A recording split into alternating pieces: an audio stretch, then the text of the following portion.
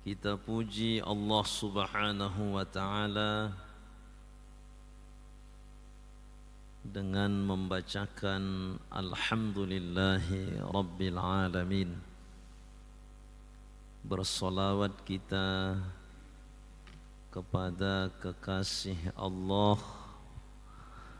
makhluk yang paling mulia, yang paling dicintai oleh Allah, satu-satunya manusia yang pertama sekali membuka dan diizinkan oleh Allah memberikan syafaat di hari kelak nanti, yakni Nabi Muhammad sallallahu alaihi wasallam.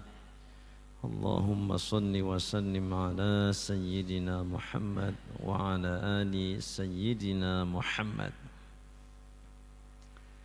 Yang sama-sama kita hormati orang tua kita, Ketua Umum Majelis Ta'lim Al-Ittihad, Bapak Dr. Imsah Satari. Doa kita kepada beliau dan keluarganya, mudah-mudahan sukses dunia, sukses akhirat. Yang sama-sama kita hormati para ustadz, para ustadzah yang turut berhadir di majlis ini, mudah-mudahan hadirnya menambah keberkahan majlis. Hormat saya kepada semua Bapak Ibu yang berhadir, mudah-mudahan kehadirannya menjadi sebab keilmuan dan keimanannya dikuatkan oleh Allah Subhanahu wa Ta'ala. Yang sama-sama kita hormati moderator yang setia menemani kita sampai nanti akhir kajian, Al-Ustadz Amal Akbar SPDI. Doa kita mudah-mudahan beliau, keluarganya sakinah, mawaddah, warahmah. Bapak Ibu yang dirahmati Allah, tema kajian kita pertemuan ini hukum jual beli online. Sekarang sudah banyak berubah aktivitas yang sebelumnya tidak ada, maka sekarang ini sudah banyak berubah menjadi ada di dunia maya. Kalau dulu di dunia nyata, sekarang di dunia maya. Hukum jual beli online. Tentu kalau diawali pembahasannya hukum, tidak lari dari 5 hukum taklifi. 1, ijab disebut dengan wajib. Yang kedua, tahrim, sering disebut dengan haram. Yang ketiga, nadab, mandub, sunnah. Yang keempat, karohah, makruh biasa kita sebut. Yang kelima, ibahah, mubah. Wajib dikerjakan berpahala, ditinggalkan berdosa. Haram dikerjakan berdosa, ditinggalkan berpahala. Mandub dikerjakan berpahala, ditinggalkan tidak sempat berdosa. Makruh ditinggalkan berpahala, dikerjakan tidak sempat berdosa. Yang kelima, mubah dikerjakan, tidak dikerjakan, tidak ada hubungannya dengan dosa dan pahala. Bapak Ibu yang dirahmati Allah, kalau kita mengkaji fikih, ada 4 bagian: ibadah, muamalah, munakahah, jinayah. Dan di kitab fikih itu mayoritas, kalaupun nanti mungkin ada 1-2 yang susunannya beda, tapi 99% itu urutannya fikih ibadah dulu, baru nanti muamalah, habis itu munakahah, baru jinayah. Apa alasannya? Yaqulul ulama'u, ulama memberikan alasannya, yuqaddamul kalamu fi rubu'il ibadati li'annal maqsuda minha at-tahsilul ukhrawiyyu wa hiya ahammu ma khuliqa lahul insanu. Ibadah didahulukan oleh ulama fikih membahasnya karena ibadah itulah hikmah kita manusia ini diciptakan, dan ibadah itu adalah hasil yang paling utama karena dia sifatnya ukhrawi, akhirat. Wa ma khalaqatul jinna wal insa illa liya'budun. Tidak kuciptakan jin dan manusia.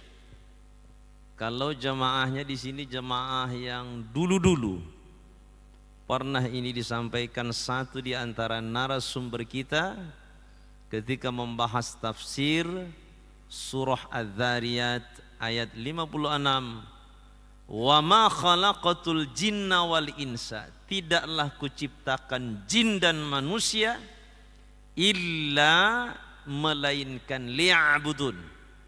Lam itu kata ulama tafsir lamul hikmah, bukan lam li ta'lil. Kalau dia lam ta'lil berarti ada tujuan Allah, seolah ada hajat Allah kepada penciptaan jin dan manusia. Tapi lamnya adalah lamul hikmah, manusia dan jin diciptakan oleh Allah, hikmahnya menyembah Allah. Menyembah maka tentu dengan ibadah. Maka ibadah itu didahulukan oleh ulama fikih, dibahas. Thumma yakunul kalamu aqibahu an rub'il muamalat. Lalu kemudian bagian kedua, 1/4 yang kedua, muamalat. Wa hiyal buyu'u allati al-maqsudu minha at-tahsilud dunyawiyyu liyakuna sababan lil ukhrawiyyi. Jual beli dan pembahasan-pembahasan yang lain itu yang dicapai adalah urusan dunia. Kita makan, kita minum di dunia, kita punya uang, lalu kemudian sababan lil ukhrawiyyu, sababan lil ukhrawiyyi, sebagai sebab nanti dengan keuntungan, dengan muamalah hasilnya itu kita bisa beli kain untuk sholat, bisa bangun pesantren, bisa bangun masjid. Jadi yang kedua bisnis. Jadi Islam tidak mengabaikan bisnis. Yang ketiga, wa yu'akhkharu anhu ma rubu'un nikah. 1/4 lagi dibahas tentang nikah. Apa alasannya? Li'anna syahwatahu mutaakhiratun an syahwatil batani. Kalau ibadah sudah, ekonomi sudah mapan, barulah ada keinginan makan, minum, urusan perut. Jadi kalau kita mau makan minum nggak bisa kalau nggak ada uang. Datang kita ke rumah makan Padang, habis itu makan pigi, dilaporkan ke polisi kalau nggak bayar. Jadi harus bayar, jangan pulang aja. bayar dulu. Selesai urusan perut, kenyang. Kalau sudah kenyang, baru kemudian di bawah perut itu ada urusan yang sangat sensitif, dan itu adalah hajat manusia, yaitu nikah. Kalau perutnya sudah berisi kenyang, makanan, di dompet ada uang, nah itu nanti kepinginnya itu wanita kalau dia laki-laki, kepinginnya itu pria kalau dia perempuan. Nah diatur, ada aturannya. Kalau mau menikah, siapa yang mau dinikahi, berapa jumlahnya, cara-caranya seperti apa, diatur dalam bab nikah.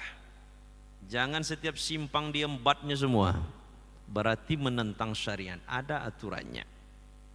Wa yu'akhkharu rubu'ul jinayat wal mukhasamat. Lalu kemudian terakhir ada urusan apa?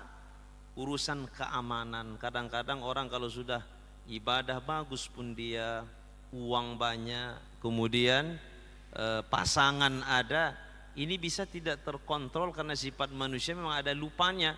Bisa emosi dia nanti ke orang, dipukulnya, manakala nanti pasangannya disinggung sedikit dia pukul orangnya.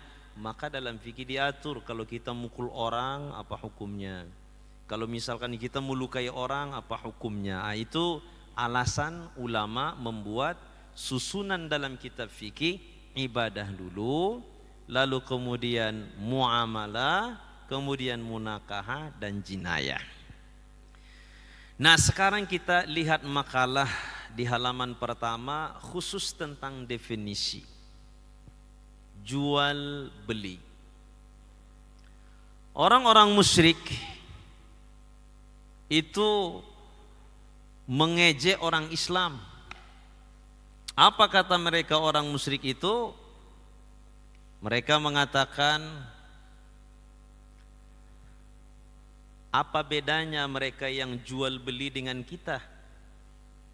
Kalau kita berbisnis, pinjamkan uang lalu kemudian bayarnya tambah, cari untung. Mereka juga orang yang Islam, jual beli cari untung. Dia modalnya beli baju 200.000, dijual 250.000. Berarti kita pun meminjamkan uang lalu kemudian bayarnya ditambah, apa bedanya? Nah atas pernyataan inilah maka Allah berfirman dalam surah Al-Baqarah ayat 275, wa ahallallahu al-bay'a wa harrama ar-riba. Ibnu Abbas, Mujahid, Qatadah rahimahumullahu anhum ajma'in menyebutkan bahwa innama nazalat fi qaumin qalu innamal bay'u mithlur riba nastazidu kama nastazidun kama yastazidun. Orang-orang kafir itu mengatakan begini, orang-orang Islam tuh kan cari untungnya itu, jualan. Kita pun melakukan bisnis bebas cari untung. Jadi kalau kita cari untung, nastazidu riba, ya sama itu jual beli dengan riba. Kita dalam hal riba ini cari untung, mereka juga yastaziduna, cari untung juga jualan. Kalau begitu sama saja. Turunlah ayat. Ini disebut dengan sababun nuzul, untuk menangkis apa yang diucapkan oleh orang-orang musyrik ini. Maka Allah firmankan, wa ahallallahu al-bay'a, jual beli halal, wa harramar riba, sementara riba itu haram. Di dalam hadis Nabi sallallahu alaihi wasallam ditanya oleh sahabat, suila Rasulullah sallallahu alaihi wasallam ayyul kasbi athyab, ya Rasulullah, usaha apa yang paling mantap, usaha apa yang paling berkah, usaha apa yang paling baik dalam agama ini? Lalu Nabi sallallahu alaihi wasallam menjawab, amalur rajuli biyadihi, siapapun yang punya skill, dia kerja dengan tangannya sendiri, itu usaha yang afdal. Ya kalau misalkan Bapak ada yang skillnya tambal ban, semua ban yang bocor kasih ke dia, aman, itu berkah. Yang penting jangan tanam paku. Ada nanam paku dia.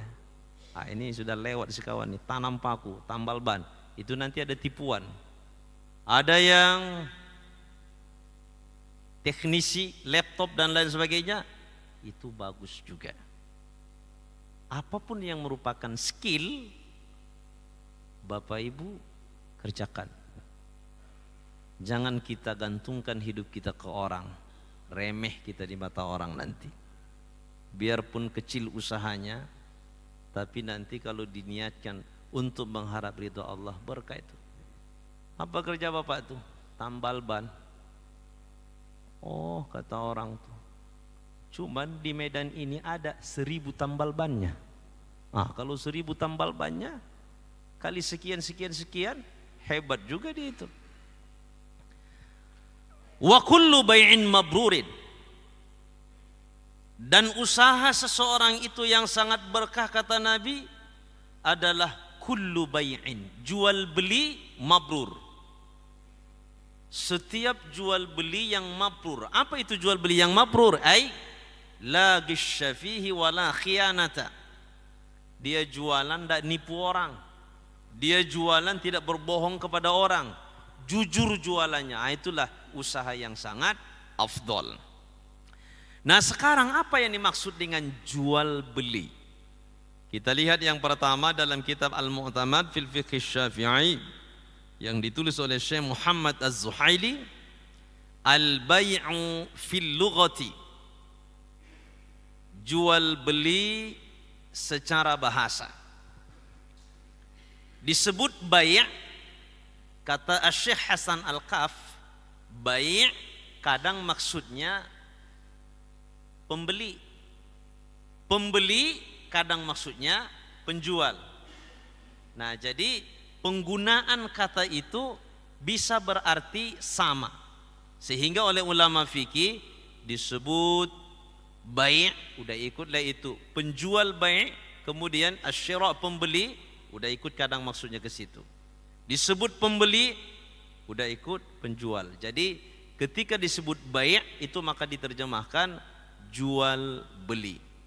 Jadi bai' penjual dengan syira' pembeli itu sudah sama maksudnya, maka disebut bai' jual beli. Secara etimologis yang dimaksud dengan al-bai' muqabalatu syai'in bi syai'in. Kalau di kitab lain dia ditulis mubadalatu syai'in bi syai'in.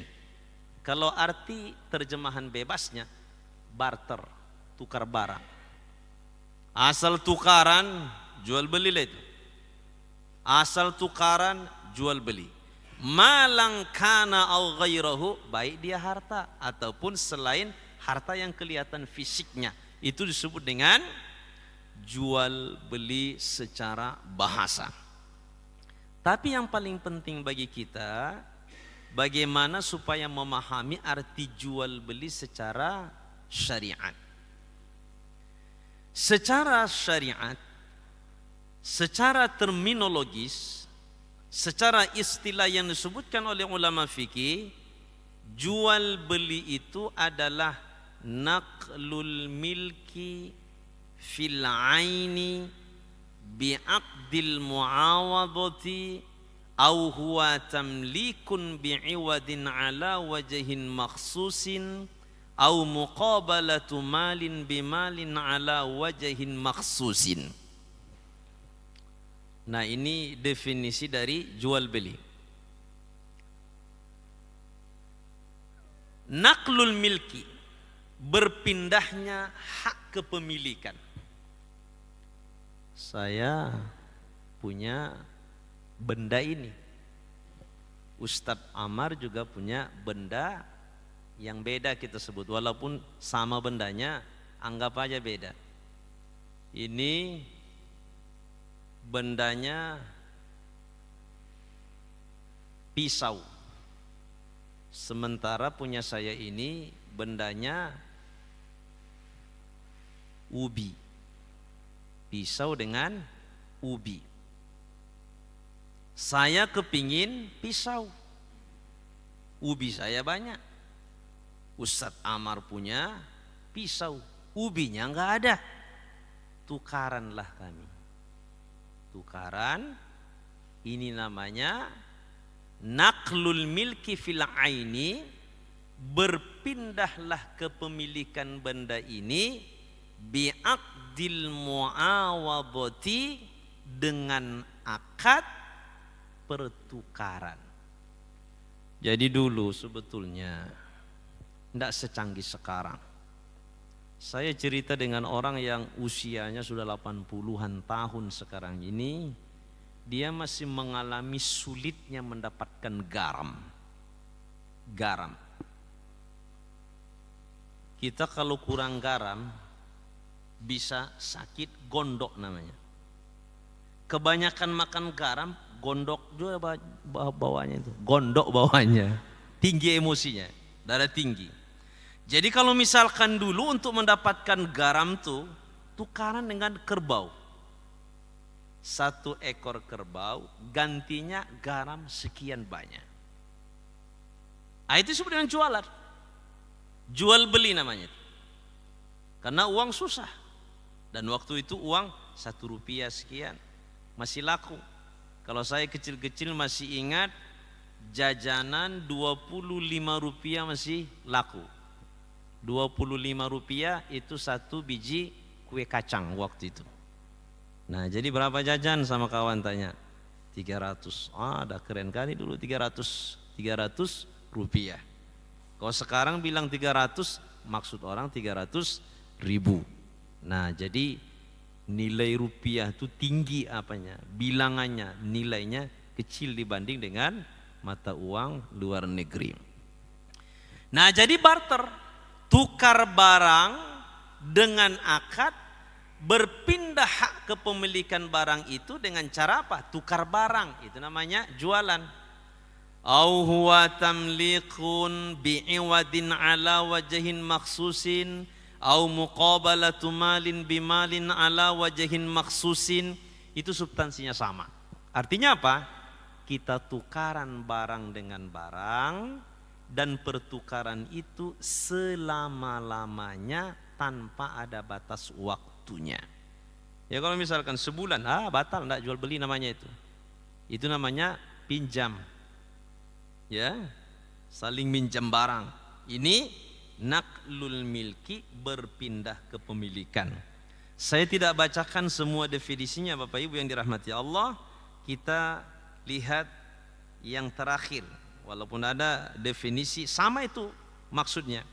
Syekh Taqiyuddin Abu Bakar bin Muhammad bin Abdul Mu'min Al-Hisni Al-Husaini Ad-Dimashqi Al-Syafi'i punya kitab namanya Kifayatul Akhyar fi halli ghayatil ikhtisar syarh matan Abi Syuja'. Ya kalau kita yang suka ngaji nih, setidaknya ada kitab Matan Abi Syuja'. Matan Abi Syuja' ini masyhur, nama sebetulnya adalah Matan Al-Ghayatu wat Taqrib. Jadi kalau bisa itu kitab dibaca dari pangkal sampai akhir, diulang-ulang. Itu kalau pesantren dihafal itu matanya. Ya kalau misalkan kami dulu datang guru ngajar, dia itu jalan aja sambil membacakan kitab Matan Al-Ghayatu wat Taqrib. Kami punya kitab, dia jalan aja membacakannya itu. Nah, jadi itu matan. Matan itu disusun ulama gunanya apa?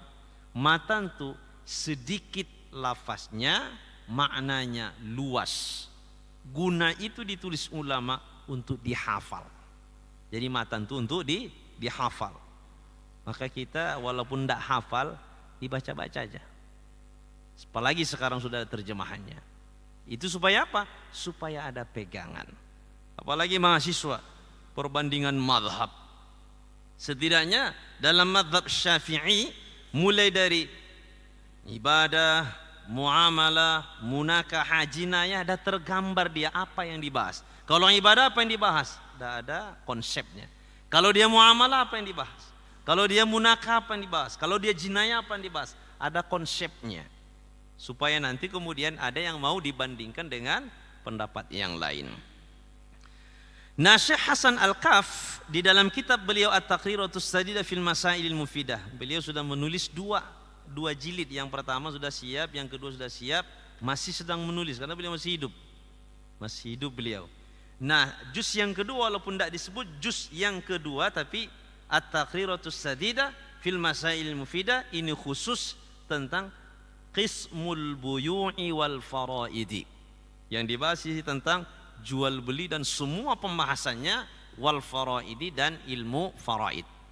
Tentu nanti akan ada sambungannya karena beliau masih hidup. Beliau masih hidup di tanah Haramain. Waktu ada mahasiswa Ahqaf datang ke sana, saya sampaikan, tolong sampaikan titip salam saya ke beliau. Lalu kemudian beliau dibuatkan oleh mahasiswa itu video. Dari video itu beliau menyampaikan ke saya melalui video singkat, titip salam saya dibalas oleh beliau, lalu mensanadkan kitab At-Taqriratus Sadidah fil Masailil Mufidah melalui video tersebut. Jadi tidak hanya jual beli lagi yang online, sanad ilmu pun sudah dengan dunia maya gitu ya, orang yang bersangkutan langsung. Beliau menyebutkan jual beli itu adalah aqdu muawadatin maliyatin tufidu milka ainin au manfaatin ala tabidi. Akad pertukaran yang bersifat harta, yang menghasilkan kepemilikan suatu barang atau kepemilikan manfaat secara permanen.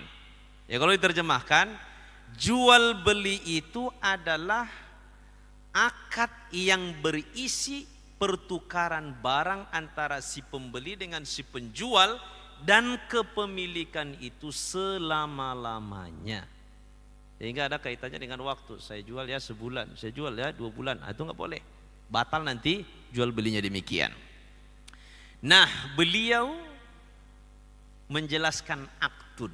Jadi kalau kita lihat definisi dari semua itu aktun. Apa maksud aktun di situ?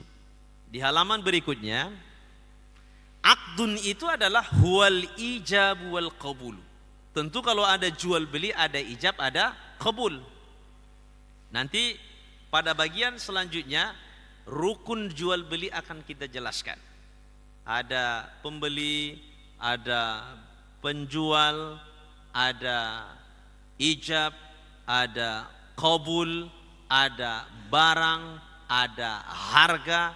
Nah, itu semuanya nanti menjadi rukun jual beli. Jadi dengan menyebut akdun itu maksudnya apa? Al-ijab wal qabul. Ijab, qabul. Ijab dari penjual, saya jual.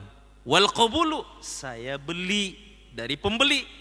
Dengan menyebutkan akdun, kharaja bihil mu'afatu. Jadi ada namanya mu'afat. Apa itu mu'afat?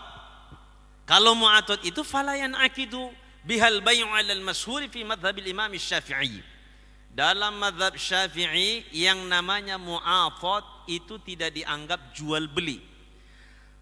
Apa dampaknya nanti kalau tidak dianggap jual beli? Nah, itu nanti ada hubungannya kalau misalkan tidak dianggap jual beli yang sah, sementara barang sudah pindah dari si A ke si B. Ini nanti kenapa sampai dalam fikih Islam itu dibahas secara mendalam? Ternyata nanti akibatnya begini. Kalau barang sudah sampai ke si Anu, apa barangnya? Lembu. Ini apa? Sepeda motor. Lembu si Anu sudah pindah ke tangan yang lain. Sementara jual belinya tidak sah. Kalau tidak sah jual belinya, nanti orang ini berselisih. Kalau berselisih siapa yang menyelesaikan? Hakim. Diadukan nih ke hakim. Nah, hakim bilang, kalau kalian jual beli, tidak sah jual beli kalian. Ditolak nanti mentah permasalahannya. Berarti kasus yang baru nanti yang diselesaikan. Nah, itu makanya ada yang biasa dalam praktek kehidupan kita, mu'afat. Mu'afat itu apa? Kalau kata Syekh Wahba Az-Zuhaili dalam kitab beliau Al-Fiqhul Islami wa Adillatu, yang namanya mu'afat itu adalah bai'ul mu'afati atau bai'il murawadati huwa ayyattafiqal muta'aqidani ala thamanin wa muthmanin wa yu'tiya min ghairi ijabin wala qabulin wa qad yujadu labdun min ahadihima. Jadi mu'athad itu begini. Seringkali pun kita datang ke pembeli. Berapa harga beras nih, Wak? 5 juta, mahal kali. Orang 2 ton. Berton berasnya. Udah, masukkan ke mobil. Udah dikasih uang, pergi dia. Tak ada ijab kabulnya. Saya beli, saya jual, nggak ada ijab kabulnya. Cuman kasih uang, bawa barang, diam aja. Atau satu, saya jual, diam aja yang satu. Nggak ada dibalas. Kalau nggak dibalas, berarti akadnya itu tidak ada ijab kabul. Dia harus ada ijab dengan kabul. Sama dengan nikah juga. Saya terima, saya nikahkan kepadamu si Anu dengan mahar sekian. Lalu datang pengantin barunya, katanya, nggak bisa, nggak sah, harus ada kabulnya. Saya terima, udah selesai itu. Nggak apalah harus senafas semuanya. Saya nggak sepakat juga kalau misalkan ada nanti penghulu-penghulu dari wali dengan calon pengantin itu ndak boleh putus kata-kata tuh, satu nafas semua, sesak nafas waktu. Kenapa enggak sesak nafas? Saya nikahkan kepadamu putri saya si Anu dengan mahar sekian. Saya nikahkan kepadamu, sesak nafas dia, ulangi lagi kata penghulunya. Nah itu enggak seperti itu. Dia yang batal tuh kalau misalkan saya nikahkan kepadamu si Anu. Geser juga mobil yang di luar tuh. Bunyi saya dengar apanya itu. Dengan mahar itu baru dipisah dengan kalam ajnabi, itu enggak boleh. Atau misalkan antara wali dengan calon pengantin, itu harus serentak. Serentaknya tidak mesti harus langsung. Yang tak boleh itu kalau lama pemisahnya. Saya nikahkan padamu siang dengan mahar sekian. Lama. Geser sedikit dulu katanya. Geser sedikit dulu. Saya agak grogi menjawabnya ini. Baik, saya terima. Itu yang bermasalah. Tapi kalau misalkan saya nikahkan kepadamu dengan sekian, diam. Saya terima, sah itu. Sah. Nah, jadi ijab kabul dalam jual beli ini menjadi akad. Ada ijab dari penjual, ada kabul dari pembeli. Kalau satu yang melafazkan, satu tidak. Atau dua-dua tidak ada lafaz ijab kabul. Udah bawa barang, dikasih uang, dikasih beras, pergi. Itu namanya mu'athad. Dalam mazhab Syafi'i itu masyhurnya tidak dianggap sah jual belinya. Tetapi waqtarul Imam An-Nawawi sihhatahu. Oleh Al-Imam An-Nawawi, Abu Zakaria Yahya bin Syaraf An-Nawawi mengatakan sah. Wa huwa madhabul Malikiyah. Dalam mazhab Maliki juga pendapatnya sama dengan pendapat yang disebutkan oleh Al-Imam An-Nawawi sah.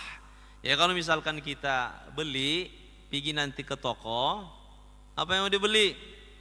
Ini semua ini beras nih. Dah berapa semuanya? 2 juta. Kasih. Kurang lagi, 1000 lagi. Oh enggak ada pula nih. Udah izinlah itu. Dah. Masukkan barang, pergi. Enggak ada ijab kabul.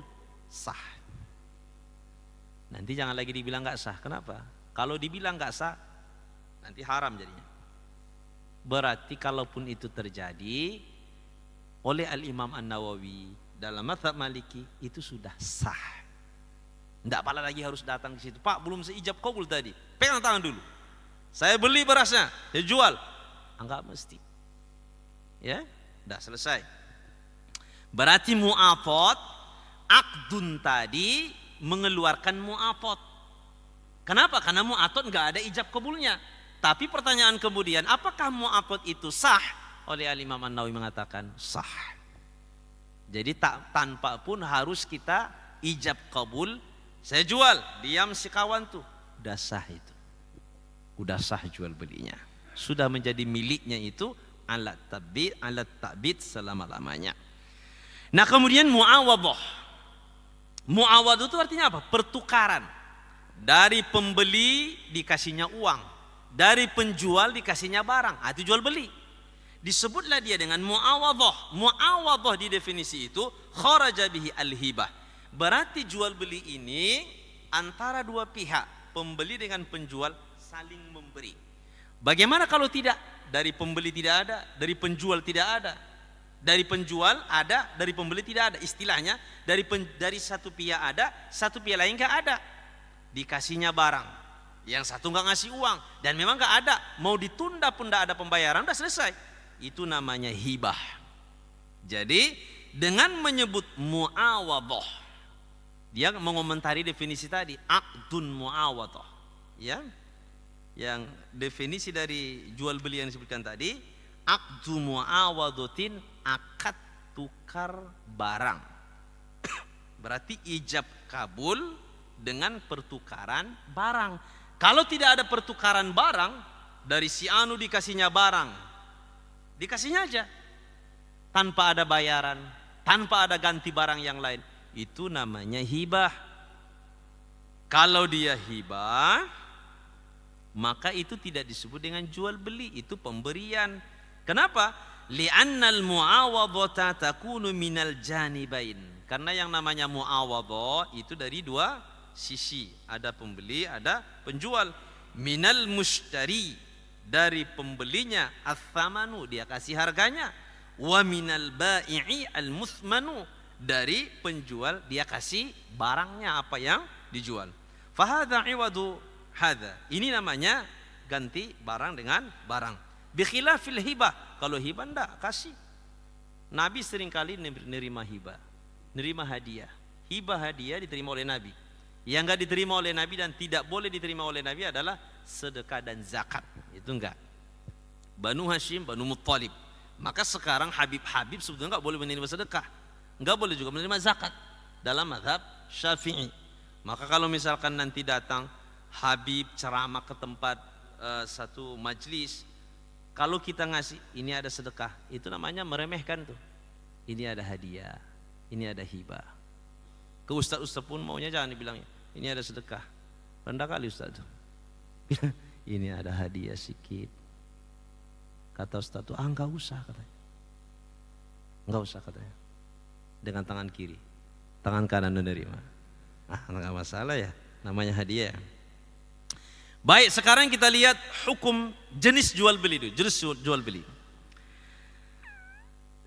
Di dalam kitab At-Tadhib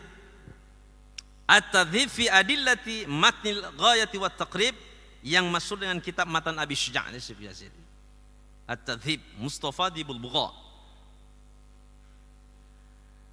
Beliau menuliskan, sebetulnya ini matannya, matan dari Al-Ghayat wat Taqrib. Al-buyu'u thalathatu asya'a. Jual beli itu ada 3 macam. Bai'u ainin musyahadatin fajaizun. Jual barang yang jelas ada. Ini barang nih, ini apa ini? Lembu. Besar kali, namanya lembu. Berapa harganya? Sekian. Saya beli, jual. Itu namanya jual beli ada barangnya. Jaiz, boleh. Itu yang biasa kita lakukan. Wa bai'u syai'in mausufin fi dhimmati fajaizun idza wujidatis sifatu ala ma wusifa bihi. Yang kedua, jual beli terhadap barang yang disifati nanti untuk dilengkapi oleh penjual. Misalnya penjual punya barang, barangnya itu belum kelihatan, tapi memang dia biasa punya barang tuh. Dia bilang bisa nanti dalam bentuk pesanan atau belum datang barangnya. Dia punya barang begini sipanya, besarnya sekian, harganya sekian. Lalu kita beli itu. Asal nanti sesuai, idza wujidatis sifatu, yang kita pesan itu sifat-sifatnya sempurna, ala ma wusifa bihi, maka fajaizun, juga boleh. Inilah jual beli online nih. Yang dibahas oleh ulama dulu itu namanya cikal bakal pembahasannya itu, sekarang konteks kekinian jual beli online. Barangnya nggak ada, cuman gambar doang di situ. Saya tahun berapa itu? Tahun 2019 kalau tidak salah. Saya sebetulnya nggak paham-paham kali itu untuk mesan barang dan lain sebagainya. Cuman pas saya pegang handphone ada iklan. Dia bilang tas lagi promosi. Waktu itu saya sedang kuliah S3. Saya bayangkan mantap juga ini tas. Bisa bawa laptop kecil, dia ringan. Bagus. Jadi lalu saya pesan, klik ini katanya, saya klik. Ini katanya, ini katanya, ini. Lalu pembayarannya saya bilang ke istri, dibayarin. Datang barangnya, zong. Enggak betul. Yang saya lihat barang yang dipoto dengan yang dikirim, kalau yang dipoto itu tahan banting itu, keras. Begitu barang sampai, lembek dia. Berarti ini enggak sesuai dengan kriterianya. Jadi berarti penipu yang menjual tadi. Andai misalkan barang yang kita pesan persis dengan yang dikirimkan oleh penjual, itu jual belinya berarti la ghisya fihi wala khiyanata. Berkah jual belinya itu. Berarti jual beli online walaupun dulu tidak ada jual beli melalui internet, tapi kalau di fikih klasik namanya jual beli salam. Salam itu apa? Pesanan barang. Tolong buatkan ke saya lemari bentuknya ini. Berapa biayanya? Sekian. Nah, ada yang terkejut. Yang terkejut. Ya. Yang jam segini sudah mulai ngantuk tuh. Saya bacakan dulu syair supaya nggak ngantuk. Ada dalam kitab Ta'limul Muta'allim. Sururun nasi fi lubusil libasi wa jam'ul ilmi fi tarkin nuasi. Sururun nasi fi lubusil libasi wa jam'ul ilmi fi tarkin nuasi. Sururun nas, manusia itu bahagia. Fi lubsil libasi, kalau dia punya baju baru. Ya kalau punya baru bawaannya mau duduk samping orang aja gitu kan. Wa jam'ul ilmi, kalau kita mau dapat banyak ilmu. Fi tarakin nuasi, jangan ngantuk. Kalau ngantuk ilmunya lewat. Alaysa minal khusrani anna layaliya tamurru bila naf'in wa tuhsab minal umur. Lalu di syair yang lain, alaysa minal khusrani, bukankah termasuk rugi orangnya, anna layaliya, bahwa malam-malam itu tamurru bila naf'in, lewat tidak menghasilkan manfaat, wa tuhsabu minal umur, sementara waktu tidur itu termasuk bagian dari usia kita. Maka disebutkan dulu ada namanya Syekh Hasan, murid dari Al-Imam Abu Hanifah, 80 tahun usianya sudah, tapi terus ikut mengaji fikih. Masya Allah. Jadi bapak-bapak kalau di sini ada yang sudah 80 tahun, jangan merasa kayaknya nggak saatnya lagi. Murid Imam Abu Hanifah ada Syekh Hasan namanya, beliau 80 tahun terus dia ngaji fikih. Jadi semangat ulama-ulama dong. Waktu di Yaman kami sama Ustadz Adnan, saya lihat di halaqahnya itu ada kakek-kakek. Padahal ngajinya kitab Alfiyah Ibnu Malik. Itu kalau saya lihat yang di halaqahnya itu namanya muda pesantren. Darul Mustafa kan pesantren, masih muda-muda. Tapi ada kakek-kakek saya lihat itu umurnya sudah 70-an tuh. Lebih tua dia lagi syekh yang mengajar tuh. Dagingnya dia tidur, syekhnya itu tengok-tengok aja. Tidur wak nih katanya kan. Terus saja. Saya lihat serius betul itu kakek itu belajar. Kalau misalkan di majelis Ta'lim Al-Ittihad nih, bagian belakang semua kakek-kakek, yang 80, yang 70, mudah-mudahan kedengaran. Tapi berkah itu majelis ini ya. Baik. Nah, jadi jual beli yang kedua ini apa?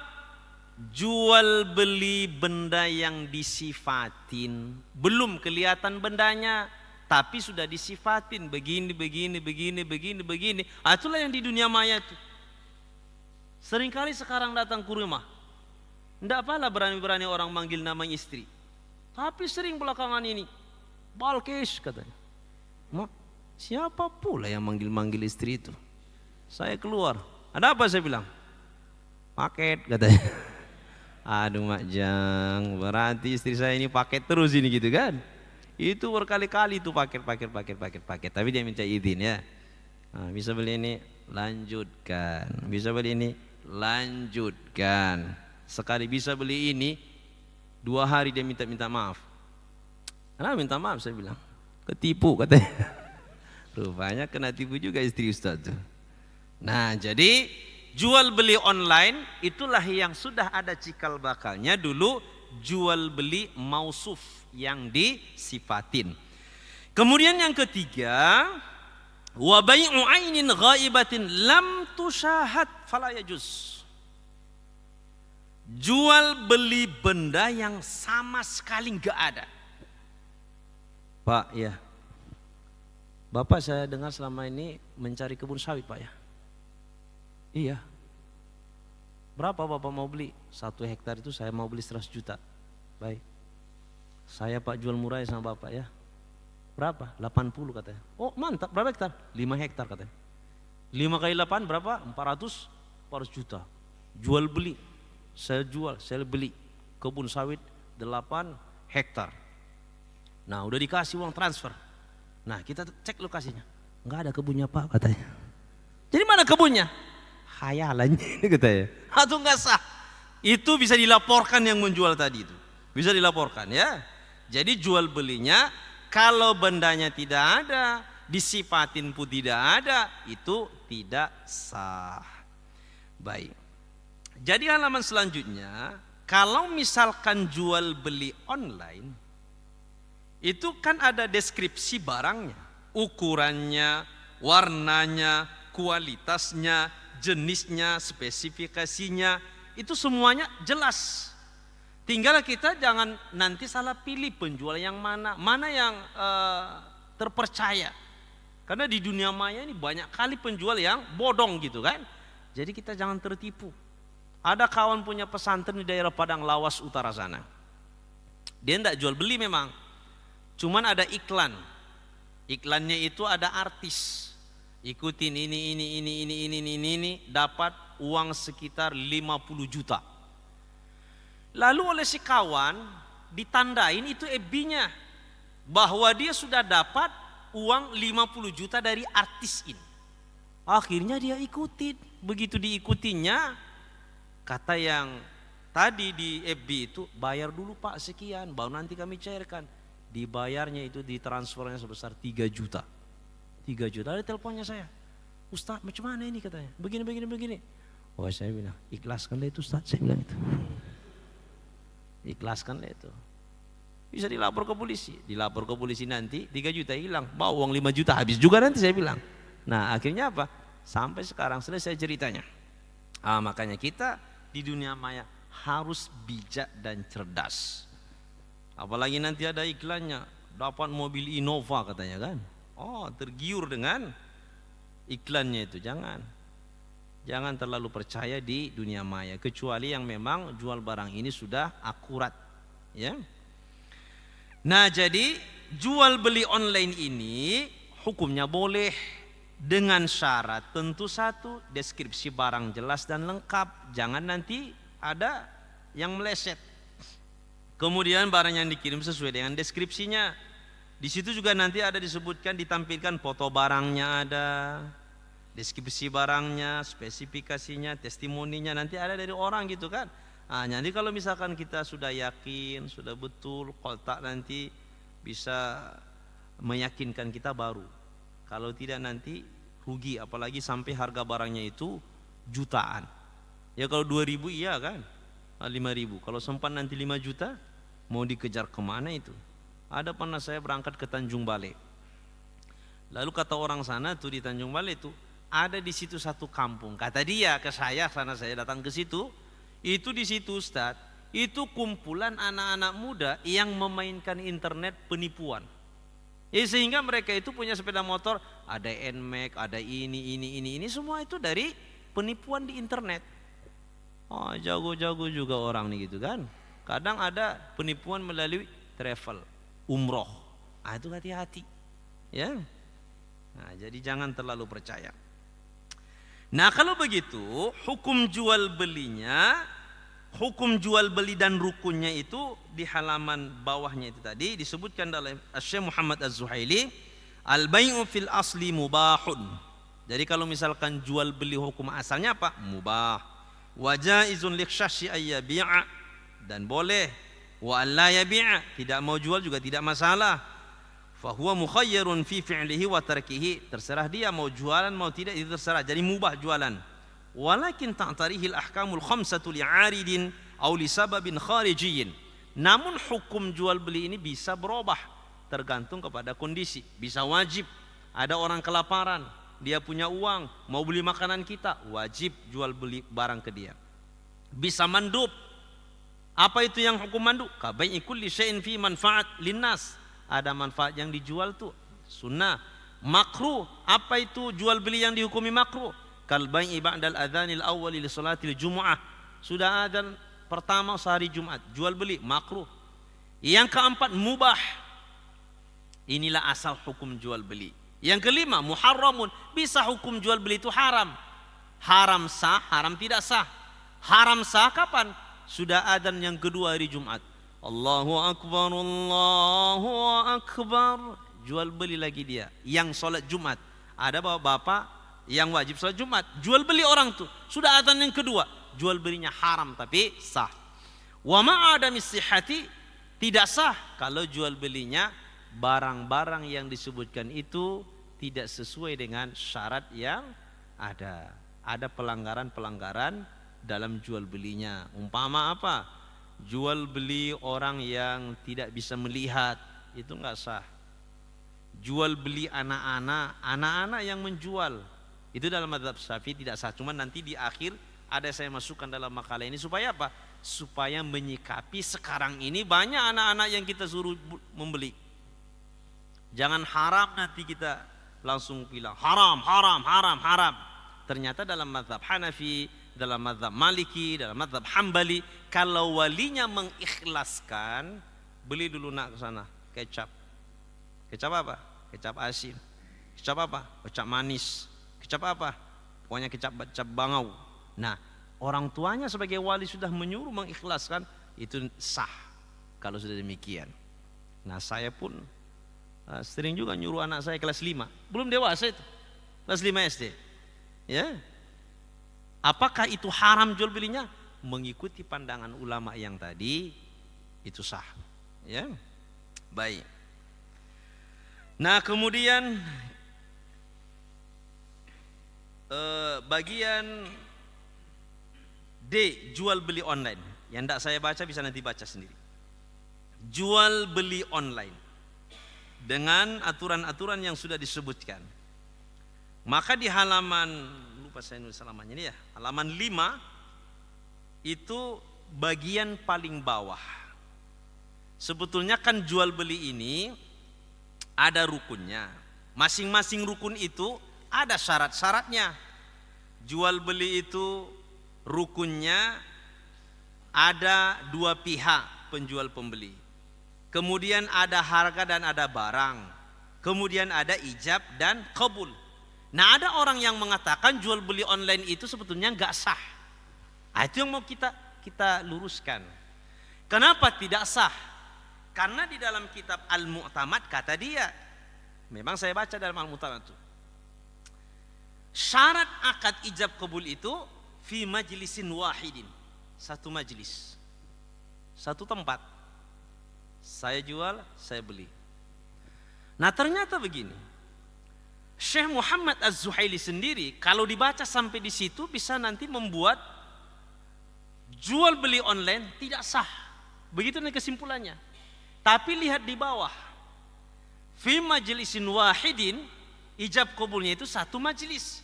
Nah, tapi di bawahnya itu kata beliau di halaman 21 juz yang ke-3, wa yu'tabaru, dianggap ittihadu majlisil aqdi, dianggap satu majelis akad. Kan ini yang tadi yang jadi alasan si kawan tuh. Sebetulnya jual beli online ini enggak satu majelis itu, satu di Papua, satu di Medan katanya. Mana satu majelis? Enggak sah itu kata dia. Nah, sekarang begini. Kata Syekh Muhammad Az-Zuhaili, Wa yu'tabaru ittihadu majlisil aqdi fil kitabati bainal ghaibaini. Misalkan di sini. Satu di Medan, satu lagi di Ambon. Jauh dia pesan barang ke Ambon. Di situ yang ada barangnya. Dipesan. Barangnya sudah. Harganya sudah. Berarti sudah oke semuanya, sudah. Tinggal satu ijab qabulnya itu. Barangnya sudah, harganya sudah aman semuanya. Dengan kalau diibaratkan dulu jual beli salam sudah jelas. Tinggal satu lagi yang jadi masalah, ijab qabul, karena dia rukun ijab qabul. Kalau rukun jual beli hilang satu, rusak. Nah sekarang ijab qabulnya itu satu majelis. Ini kan jauh, mana satu majelis. Ternyata Syekh Muhammad Az-Zuhairi di bawahnya itu dikatakan begini. Wa yu'tabaru ittihadu majlisil aqdi fil kitabati. Kalau mesan online itu kan sebetulnya tulisan yang bermain. Tulisan, itulah kita sebut tulisan. Nah tulisan itu dikirimlah oleh si bapak surat. Kalau dulu kan surat menyurat. Nah surat, saya beli barangnya, saya jual barangnya. Ijab kabul ini surat menyurat. Kalau sekarang dengan handphone, surat menyurat, sampailah itu isi surat. Sampainya isi surat itu bainal ghaibaini, antara pembeli dengan penjual, enggak nampak orang tuh. Ainda wusulil kitabi, sampainya surat itu, dianggaplah itu satu majelis. Kalau begitu, sekarang ini online, pesan langsung dibaca oleh penjual, dia pun membalas. Sebetulnya keriduan ini sudah menjadi ijab kabul di situ, sudah dianggap satu majelis. Kalau itu yang dipermasalahkan, berarti apa? Berarti satu majelis itu dengan pesan-pesanan itu sudah dianggap satu majelis walaupun tempatnya jauh. Nah, baik. Yang terakhir, tadi saya sebut ada anak-anak yang jual beli. Ustadz Amar suruh anak beliau yang pertama. Siapa namanya Ustadz? Fatih. Ya. Ini uang. Pergi dulu ke showroom nak, beli Avanza katanya. Mak kalau itu jangan. Itu berbahaya nanti. Dikasih orang tuh nanti gambar Avanza gitu kan. Tapi kalau misalkan nak Fatih, iya ya. Pergi dulu nak belikan sama ayah pisau cukur kumis. Apa ya? Nggak panjang cukur kumis saya nih. Makmu nggak suka dia kalau kumis saya panjang. Nah, dikasihlah uang sama Patih. Nah, dari rumah ke penjualnya itu dekat. Beli apa? Pisau. Dikasih waktu pisau belati. Bukan itu, pisau cukur. Dikasihlah pisau cukur, kasih uangnya berapa? 7.000, bawa pulang. Ini sebenarnya kan jual beli nih, antara anak-anak dengan orang dewasa. Syarat penjual pembeli itu dalam mazhab Syafi'i harus satu, dewasa, pintar. Pintar itu apa? Jangan ada henghong si kawan tuh, kan ada lari-larinya. Nah, beli apa? Beras berapa? 100 kilo. Ini uangnya berapa? 2.000. Enggak normal itu kawan. Nah ini yang normal. Nah anak-anak kita kan normal. Anak Ustaz Amal itu normal. Cuman satu masalahnya, belum balik dia. Belum balik. Akal iya, tidak balik. Nah itu sebetulnya hukumnya macam mana? Saya yakin kita di sini di ruangan ini banyak yang nyuruh anak belanja ini. Ya cuman belanja yang kecil-kecil gitu kan. Hendaklah ke pajak dia. Nah, ternyata dituliskan dalam kitab Al-Fiqhul Islami wa Adillatu. Mazhab Hanafi, mazhab Maliki, mazhab Hambali berpendapat transaksi anak yang sudah mumayyiz dalam jual beli adalah sah apabila mendapat izin dari walinya. Apa itu ukuran mumayyiz anak? Ukuran mumayyiz itu dalam kitab Hasyiyah Al-Baijuri begini. Kalau anak itu sudah bisa pipis sendiri, buka celana sendiri, pakai celana sendiri, mandi sendiri, Kemudian makan pun dia sudah bisa ngambil makan tuh dari dapur tuh, mana lauk, mana nasi, mana lauk, mana sambal, mana sayur, dah bisa dia. Nah, itu ukurannya kata Syekh Ibrahim Al-Baijuri, dah mumayyiz itu.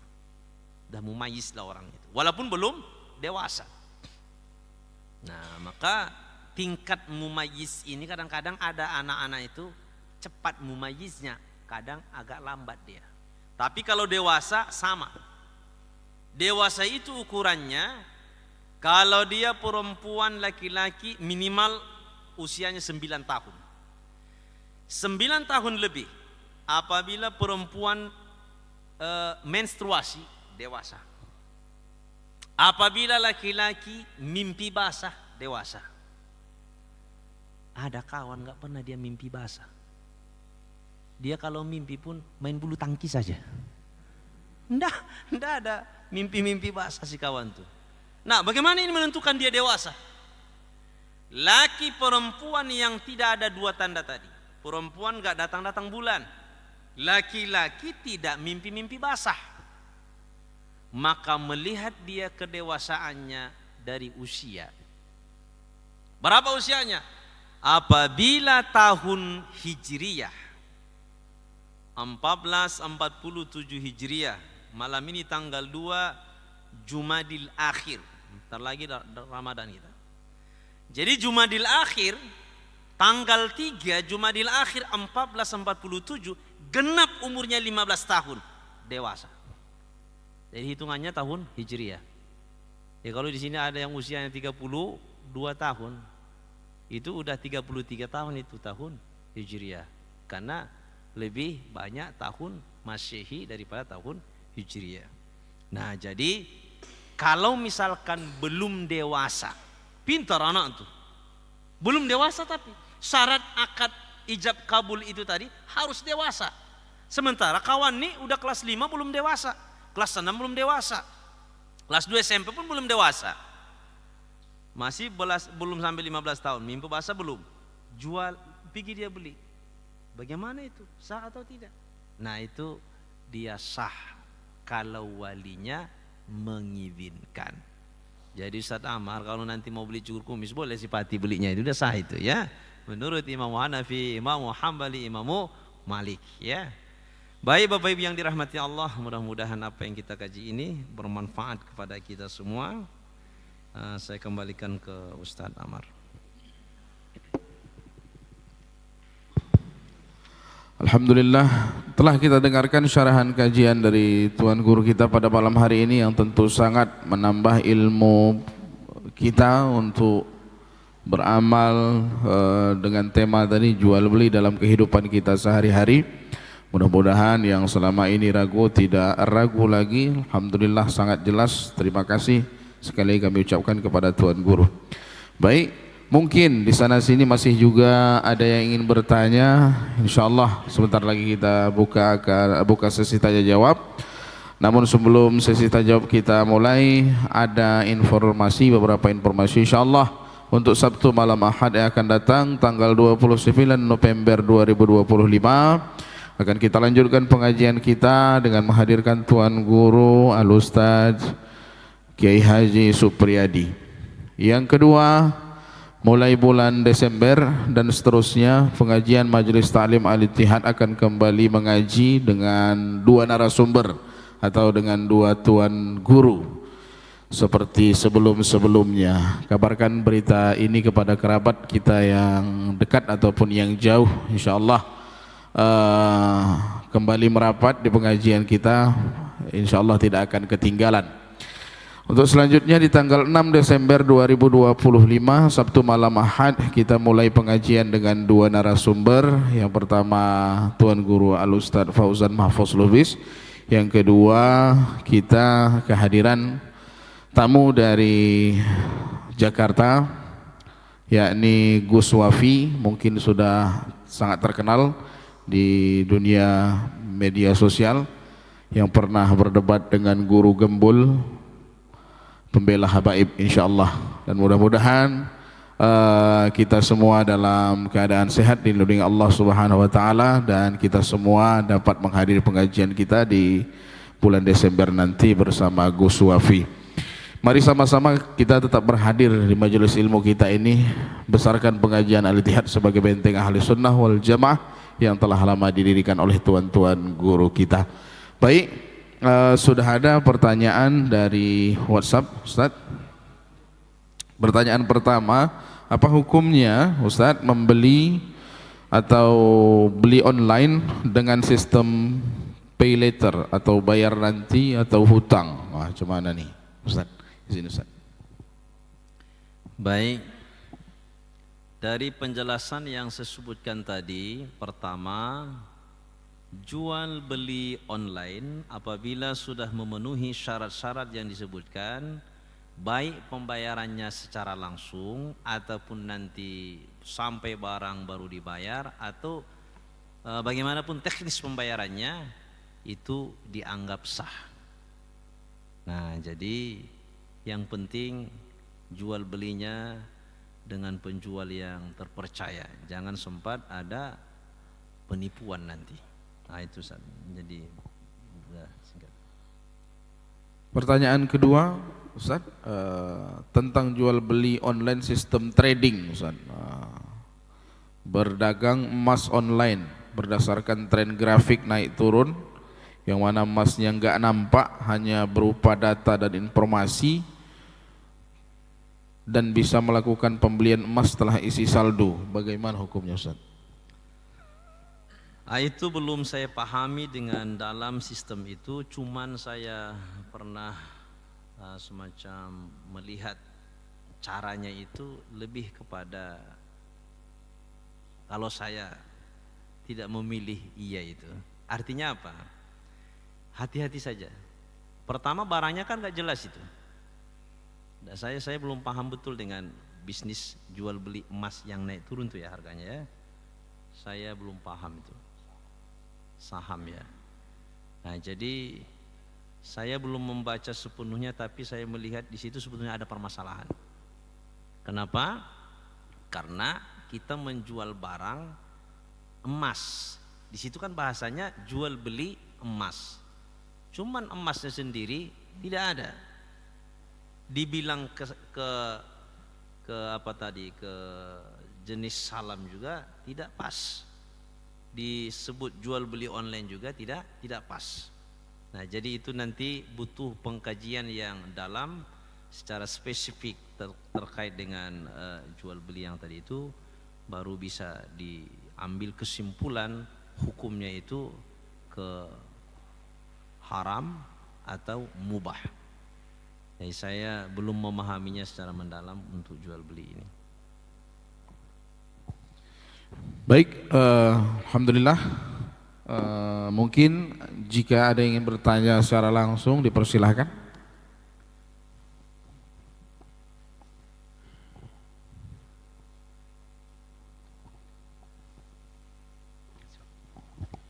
Assalamualaikum warahmatullahi wabarakatuh. Izin Ustadz untuk sekadar memperjelas mungkin dari pertanyaan yang pertama tadi Ustadz, jual beli secara online tapi dengan pola pembayaran pay later. Nah, pay later ini yang saya pahami adalah sistem cicilan. Nah, di mana kalau sistem cicilan ini di dalamnya kan ada unsur bunganya tuh Ustadz. Artinya nilai harga pokoknya misalnya 200.000, tapi karena pola pembayarannya itu dibayar dengan secara pay later atau cicilan, ada bunga di dalamnya itu. Nah, bunga ini kan kita pahami mungkin ada unsur riba di situ Ustaz. Nah, apakah transaksi jual beli online ini secara otomatis dihukumi haram di situ atau bagaimana Ustaz? Mungkin itu sekadar memperjelas dari pertanyaan pertama tadi. Terima kasih. Jual beli tidak boleh dua harga dalam satu akad. Saya jual handphone ini ke Bapak, kalau dia cash 2 juta, kalau dia cicilan 3 juta. Jual belinya tidak sah. Dan itu dihukumi haram. Tapi kalau misalkan harga handphone ini cash 2 juta. Tapi kalau dia cicilan bayarannya 3 juta. Bapak pilih yang mana harga ini? Oh, saya mau bayar nanti cash. Saya mau bayar yang cicilan. Baik, akadkan. Saya jual barang ke bapak, handphone ini seharga 3 juta dengan cicilan. Cicilan itu kan kredit. Kredit itu kan haram. Namanya kita bayar cicilan. Nah, kalau misalkan kita akadnya seperti tadi, beli barang online dengan cicilan, harganya berapa? Harus jelas. Samannya jelas. Harganya 3 juta. 3 juta ini dibayarnya berapa lama? Kan begitu. Saya bayar di situ ada perjanjian. Dibayarnya selama kita sebut saja 4 bulan cicilan. Supaya nanti kita selamat dari riba, kita harus punya komitmen tetap bayar. Jangan sempat ada denda. Begitu ada denda, disitulah ribanya. Di situ ada riba. Jual beli dengan 2 harga tidak sah. Saya jual ini handphone, terserah bapak harga yang cash atau yang kontan, silakan. Nah, itu enggak sah. Pilih satu harga. Cicilan. Ketika cicilan, maka kita harus punya komitmen supaya selamat dari riba. Yakin nggak bisa tepat bayar? Insya Allah yakin. Udah laksanakan. Begitu nanti ada penambahan karena penundaan waktu pembayaran, disitulah kena ribanya itu. Nah, jadi harus punya komitmen yang tinggi. Sanggup, kalau nggak sanggup jangan. Nah, kalau misalkan kena dendanya itu bunga. Karena dalam fikih nggak boleh. Kullu qardin dzu manfaatin fahuwa riban. Kalau misalkan kita meminjamkan satu benda atau misalkan kita jual barang, lalu kita ambil kesempatan ngambil keuntungan karena dia telat 2 hari, bayar sekian, di situ ribanya. Jadi kalau misalkan Bapak Ibu kredit, itu harus punya komitmen, ya Allah bantu saya supaya bisa tepat bayarnya. Kalau nanti misalkan berleha-leha, kita kena, di situ nanti ada praktek riba. Nah, praktek riba ini siapa yang kena? Yang pelaku riba, yang pemakan riba, ya, memakan riba, yang mengasih makan dengan riba, kemudian yang mencatat, yang menjadi saksi, hum sawaun fil ithmi, dosanya sama. Bagaimana besar dosanya? 1 dirham dimakan uang riba, 1 dirham. Yang punya handphone ada kalkulator, coba lihat 1 dirham itu berapa rupiah itu? 4.000 rupiah ya. 1 dirham itu digunakan dimakan, kita yang makan atau kita kasih ke orang makannya. Kita punya uang riba tuh, kita kasihkan orang makan riba, kita yang kena, ya, yang menjadi saksi, yang mencatatnya. Itu dosanya 1 dinar riba itu lebih besar dosanya daripada berzina dengan ibu kandungnya sebanyak 30 kali. Nauzubillahi min dzalik. 30 kali. Besar sekali itu dosanya.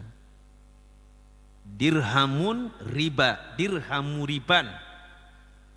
Ini hadis riwayat Imam Ahmad, Imam Al-Bazzar, Imam Ad-Darqutni, Imam Al-Baihaqi. Dirhamu riban, 1 dirham riba. Ya'kuluhu ar-rajulu wa huwa ya'lam. Tahu dia makan itu uang riba, 1 dirham. Asyaddu, itu lebih besar dosanya min sittatin wa thalathina zaniyatan, daripada 36 kali berzina dengan siapa? Ibu kandungnya. Naudzubillah min dzalik. Nah, jadi kembali ke pertanyaan tadi, kalau misalkan bayarnya itu dengan harga cicilan, ya cicilan, berarti di akad itu kan jual barang dengan harga, dengan pembayaran cicilan. Berapa harganya? Sekian. Berapa lamanya? Sekian. Nah, itu dibayar. Apakah itu riba? Tidak. Apakah itu sah? Sah, jual belinya sah. Tinggal nanti harus diupayakan jangan sempat kita terlibat dengan praktek riba. Nauzubillahi min dzalik. Ada lagi Ustaz? Alhamdulillah sudah dijawab. Mungkin ada yang ingin bertanya lagi, dipersilahkan.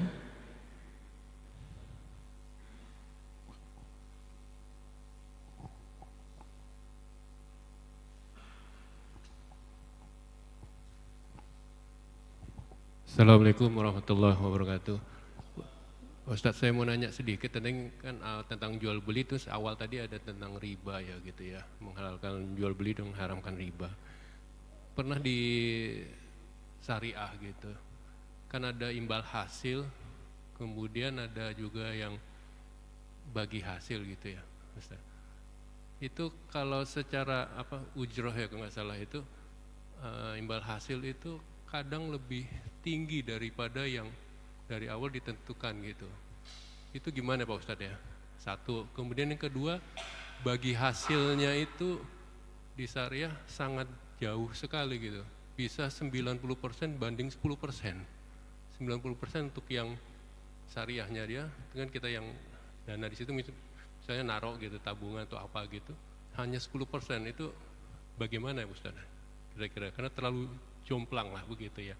Mungkin kadang kalau di katakanlah bunga gitu hanya 12%, 11%, ini bisa sampai 18% ujrahnya gitu. Itu bagaimana ya pertimbangannya Pak Ustadz? Dua tadi bagi hasil dengan imbal hasilnya gitu Pak Ustadz. Terima kasih. Baik. Sebetulnya yang paling pas menjawab nih Abang Yusuf San itu dari BSI itu yang paling pas menjawab dia. Nah jadi begini, BSI, Bank Syariah, apapun ceritanya sudah berupaya untuk mengislamkan transaksi yang ada di sana. Sementara konvensional murni nggak ada cerita-cerita tentang akad-akad Islami. Pokoknya sekian, sekian, sekian, persenannya sekian, nggak ada lagi akad-akad yang Islami. Nah saya pernah datang ke satu bank dulu sebetulnya tahun 2018, nah, ke bank syariah. Saya datang ke sana untuk cerita beli rumah, masih gambaran nih, masih gambaran. Nah diceritain begini. Akhirnya saya dengan istri bersepakat untuk menjawab tidak jadi. Kenapa? Karena tidak sanggup. Kenapa? Karena memang ya nggak punya uang gitu kan, nggak punya uang untuk membayarkan sekian harganya. Sebetulnya tak pun di syariah, mau di konvensional pun dengan harga yang disebut itu nggak tangguh. Nah jadi kalau misalkan nanti ke bank syariah, itu sudah dijelasin oleh pihak banknya, bagaimana transaksi islaminya, begini. Berarti sudah ada transaksi yang islami di situ. Nah sekarang cari misalkan untungnya. Kalau misalkan untungnya itu sama dengan jualan, saya punya handphone, saya juallah misalkan ini barang dengan harga saya beli 2 juta, saya jual 3 juta, silahkan. Kalau misalkan saya jual misalkan 4 juta, mudah-mudahan nggak ada yang beli. Tapi kalau misalkan itu dibuat ya silahkan, pilihannya itu. Kalau misalkan kita berbisnis cari untung itu berapa, ya nggak lari dari pasaran. Kalaupun kita buat lari dari pasaran, mudah-mudahan nggak ada yang mau, itu kan. Tapi kalau mau standar pasarannya itu orang akan tetap datang dia. Saya tidak tahu persis bagaimana ujrohnya, bagaimana sistem persenannya kalau misalkan rumah orang pihak bank yang beli lalu mereka jualkan ke kita, berapa tahun Bapak cicil, 10 tahun, berapa tahun, 15 tahun, itu nanti kan akan mereka kalkulasikan sehingga kita membayar per bulan sekian, itu sudah ada akad syariahnya. Jadi karena dia sudah ada akad syariahnya, sepakatkah di situ melanjutkan? Sepakat lanjut. Kalau misalkan di bank konvensional tidak, kalau Bapak misalkan mau minjam sekian langsung sekian, bunganya sekian. Nah, memang bisa jadi lebih murah di situ, lebih cepat, lebih murah, tapi itu tidak lepas dari riba. Kalau dia di bank syariah itu sudah lepas dari ribanya. Oh, tapi kan kalau kita ke bank syariah itu belum juga Islami semua 100%. Ada kaidah fikihnya, ma la yudraku kullu la yutraku kullu. Kalaupun belum bisa prosesnya itu Islam murni 100%, jangan ditinggalkan karena belum murni 100%. Karena kaidahnya belum bisa 100%, jadi mana yang bisa, itulah yang diikutin. Maka solusi dari BSI ini membuat akad dalam transaksinya itu, baik dia mudharah, baik dia musyarakah, mau apapun yang dilakukan dalam BSI itu ada hubungannya dengan syariah. Tapi kalau misalkan Bapak tanya kok lebih besar dia daripada konvensional, itu kan kembali ke personnya, sepakat atau tidak. Yang pasti kalau di bank syariah itu sudah lepas dari ribanya berdasarkan akadnya, sementara yang di konvensional itu tidak lepas dari ribanya walaupun dia lebih murah. Nah, saya belum pernah minjam uang ke bank, jadi belum tahu persis sebetulnya berapa persentase yang mereka minta. Nanti Bapak boleh duduk sebentar sama Bang itu. Jadi tapi cerita-cerita boleh itu. Nah, atau Ustadz Amal sebetulnya lebih tahu ini ya. Baik Bapak Ibu yang dirahmati Allah, mudah-mudahan bermanfaat. Alhamdulillah. Sekali lagi kita ucapkan terima kasih kepada Tuan Guru kita pada malam hari ini yang sudah memberikan ilmunya dan menjawab pertanyaan yang begitu luar biasa. Mudah-mudahan dapat kita amalkan dalam kehidupan kita, dan mudah-mudahan ilmu yang kita amalkan ini murni mendapatkan ridha, niat mendapatkan ridha dari Allah Subhanahu wa taala dan lebih dekat kita kepada Allah Subhanahu wa taala. Tentu sangat banyak lagi yang ingin kita diskusikan dengan Tuan Guru.